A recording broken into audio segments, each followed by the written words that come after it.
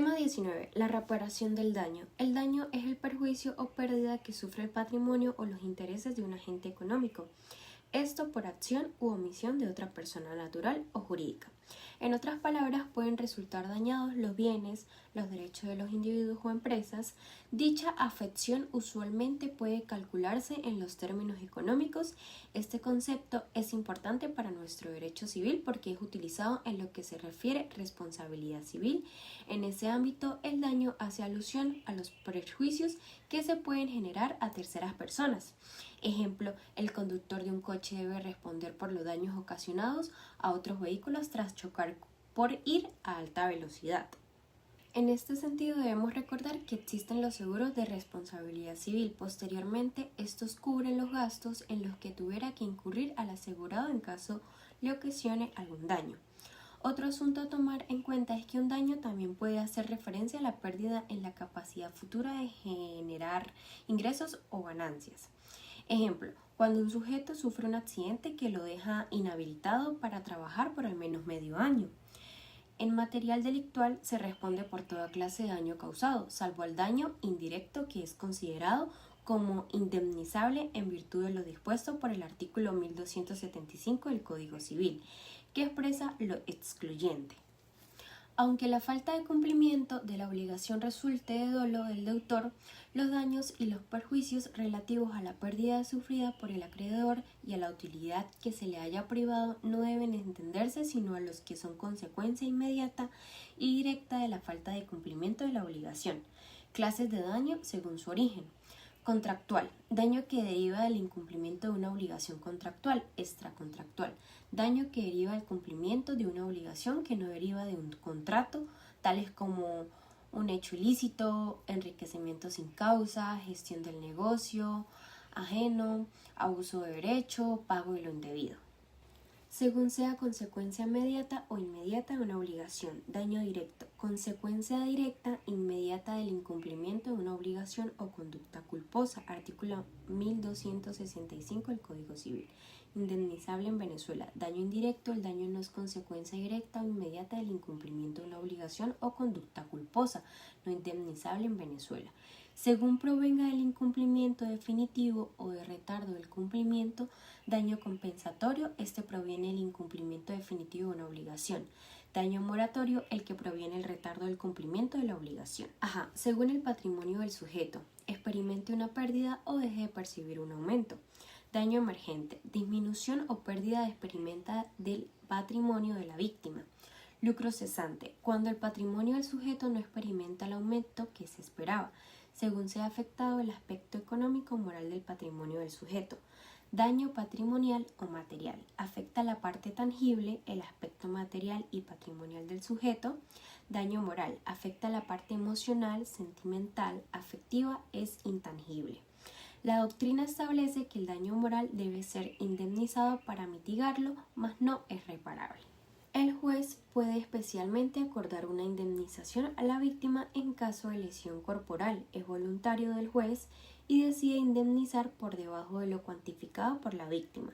La facultad del juez es discrecional. Requisitos del daño.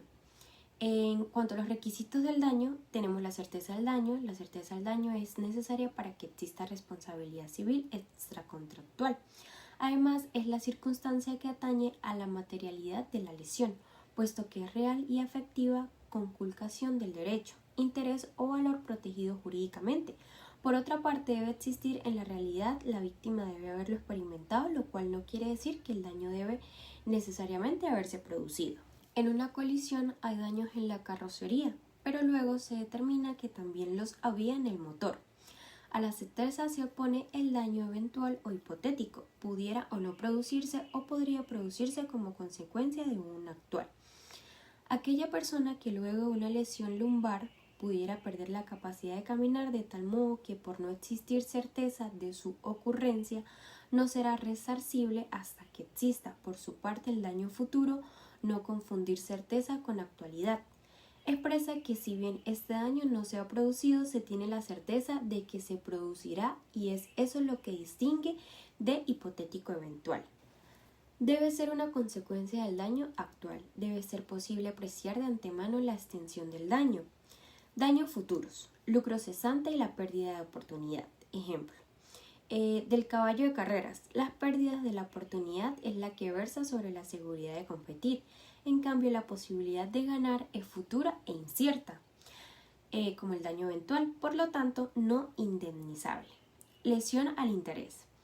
El daño causado debe lesionar un interés legítimo o mejor aún un derecho adquirido por la víctima. Ejemplo, las pensiones del alimento de un niño. Es mejor referirse al derecho adquirido. Y al interés jurídicamente adquirido, de lo contrario, se admitiría la reclamación contraria, se admitiría la reclamación de un comerciante por la muerte de su mejor cliente o un pordiosero por la de su mejor benefactor. Carácter personal.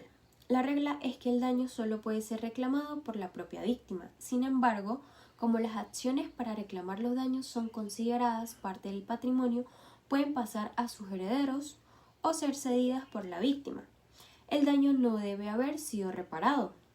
Para que la acción de responsabilidad civil exista, es necesario que el daño sufrido no haya sido reparado, es decir, es presupuesto para que la acción para reclamar la responsabilidad exista. Varios casos a saber son los siguientes.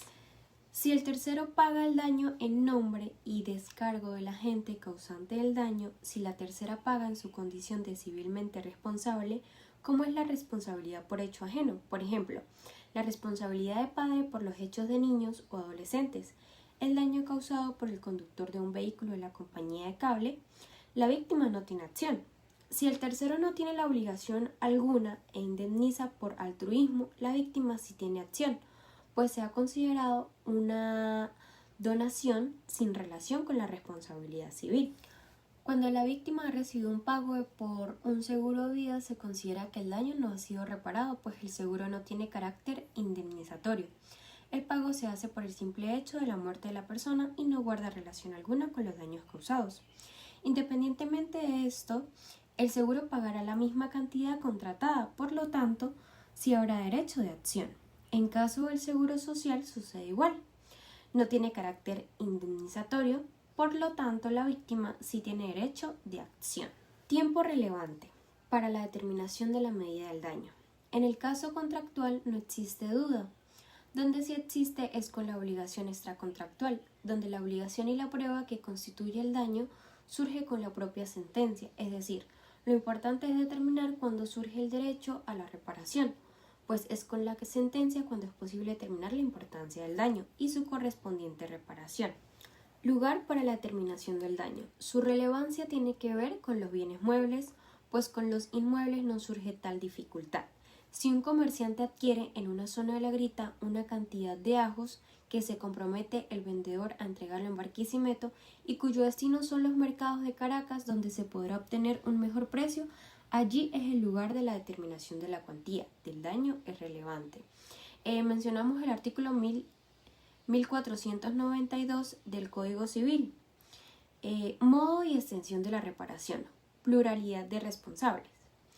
El daño es imputable a varias personas. En cuanto a la compensación de culpas, el daño produce no de forma exclusiva por la culpa del responsable, sino que a su producción ha contribuido también en alguna forma la víctima. El problema de la abartación del perjuicio. Es posible que el peritorio contenido en el libelo de demanda varíe con el transcurso del tiempo debido a la tramitación del proceso. En tales casos, el demandante está facultado para solicitar una experticia complementaria del fallo y así establecer la cuantía real de esos daños, cuando a través de la sentencia se ha confirmado su existencia, con fundamento en los medios probatorios. Tal es el caso de la depreciación de la moneda, la pérdida de valor adquisitivo o inflación. La reparación del daño. La reparación implica proporcionar a la víctima una compensación que equivalga al daño sufrido, en lugar de eliminar el daño de la realidad, lo cual es imposible en muchos casos, como la pérdida de un miembro o un sentido. Reparar significa ofrecer a la víctima una situación equivalente que compense el daño experimentado, no necesariamente devolverle a su estado original antes del daño. Reparación del daño generalmente consiste en una suma de dinero que el causante del daño debe entregar a la víctima, abarcando tanto daños materiales o patrimoniales como morales. Principios que rigen la reparación. El daño debe ser demostrado por la víctima. La víctima no solo debe probar la existencia del daño, sino también su naturaleza y cuantía, utilizando los medios probatorios establecidos en el Código Civil y el Código de Procedimiento Civil. El daño y sus causas deben especificarse en el libelo de demanda, como establece el artículo 340 del Código de Procedimiento Civil. La víctima debe demostrar la pérdida y su valor económico. Si la cuantía del daño no se ha aprobado, el juez puede fijarla mediante una experticia complementaria, siempre que así se solicite en el libelo o se haya probado la existencia del daño. En algunos casos, el legislador exime a la víctima de mostrar el daño y su cuantía, o asigna una cuantía específica a ciertos daños y fija límites máximos de reparación. En ciertos casos, la víctima no puede aspirar a una reparación mayor a la establecida por el legislador. Estas situaciones se dividen en tres categorías: exoneración de demostrar el daño y su cuantía, cuando la obligación implica sumas de dinero y no se ha establecido un convenio para el incumplimiento temporal. Los daños consisten en el pago de interés legal, el 3% anual. Los artículos 1277 y 1746 del Código Civil regulan esta cuestión, presumiendo el daño por el incumplimiento y fijando su cuantía. Daños con reparación determinada por el legislador. Existen leyes específicas que fijan montos de indemnización. Ejemplos: incluyen la Ley de Aviación Civil, que establece indemnizaciones para daños causados a pasajeros y su equipaje, y la Ley Orgánica del Trabajo, que también fija montos específicos, límite máximo de reparación. En algunos casos, la víctima debe mostrar el daño y su cuantía, pero la ley establece un límite máximo para la indemnización. Un ejemplo es la aviación civil, donde la Ley de Aviación Civil fija límites máximos de indemnización según el peso bruto de la aeronave. Estos límites son proporcionales al daño, pero no pueden exceder ciertos montos específicos, independientemente de la magnitud real del daño experimentado. Principios de la reparación del daño. Encontramos la extensión de la reparación. Esto depende de la naturaleza y extensión del daño, no de la gravedad o grado de culpa. La reparación solo se extiende a los daños directos y al daño moral, salvo en materia contractual. Grado de culpa del agente. En general, el grado de culpa no influye en la reparación en materia civil. Sin embargo, hay excepciones en materia contractual. No se repara el daño causado por culpa levísima. La reparación de daños causados por culpa leve o grave se limita a los daños previstos o previsibles al momento del contrato. Artículo 1274. En caso de dolo, la reparación incluye daños no previstos ni previsibles. En materia delictual, la reparación no depende del grado de culpa, basta con que el agente haya incurrido en culpa. Responsabilidad de las personas jurídicas. Las personas jurídicas, como sociedades y corporaciones, tienen personalidad jurídica distinta de las de sus integrantes y pueden adquirir derechos y obligaciones. Las personas jurídicas no pueden ser condenadas a penas corporales. Sí, no pueden ser condenadas a penas corporales, pero sí a penas pecuniarias. La responsabilidad penal recae sobre los funcionarios que cometen delitos en nombre de la compañía. Aunque basada en la culpabilidad, las personas jurídicas pueden incurrir en responsabilidad civil, ya que la consecuencia es patrimonial. Las personas jurídicas incurren en responsabilidad civil por daños causados por sus representantes, autorizados o por personas o cosas bajo su control. Esta responsabilidad es más común que la responsabilidad penal, que es la personal. En cambio, la responsabilidad civil puede surgir de hechos propios, ajenos o de cosas bajo control. Cúmulo de responsabilidades. El cúmulo de responsabilidades se refiere a la posibilidad de elegir entre la responsabilidad contractual y la extracontractual, no a acumular ambas. Esto se aplica cuando una parte incumple un contrato y la víctima puede optar por demandar, por vía contractual o delictual. Las ventajas de la vía delictual incluye indemnización completa. Este permite obtener una indemnización más plena que la responsabilidad contractual, la cual solo cubre daños previstos o previsibles, en el artículo 1274. Culpa leve. En materia delictual se responde por cualquier culpa, incluida la levísima, a diferencia de la contractual. En las cláusulas limitativas, la vía delictual evita las cláusulas limitativas y exonerativas de responsabilidad, válida solo en material contractual. Daño moral, posibilidad de obtener indemnización por daño moral, a menudo no permitida en materia contractual. Posiciones doctrinales. En la procedencia del cúmulo, algunos creen que la existencia de un contrato no excluye la protección de la responsabilidad delictual, en la cual permitiendo a la víctima prevalecerse de normas de orden público que rigen esta responsabilidad. Improcedencia del cúmulo. Otros sostienen que cuando hay un contrato solo se deben aplicar las normas de responsabilidad contractual, ya que el contrato regula las relaciones y obliga a las partes conforme a sus cláusulas y normas legales.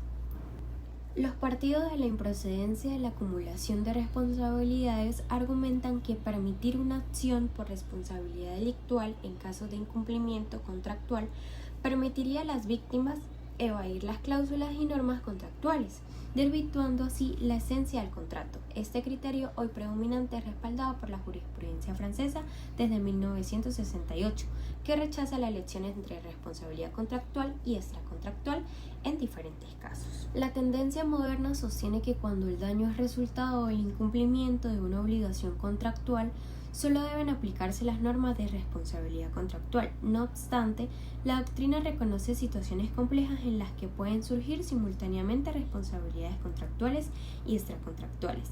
Esto ocurre cuando, además de violar el contrato, una de las partes causa daños independientes del contrato mismo, permitiendo al acreedor acciones tanto contractuales como por hechos lícitos.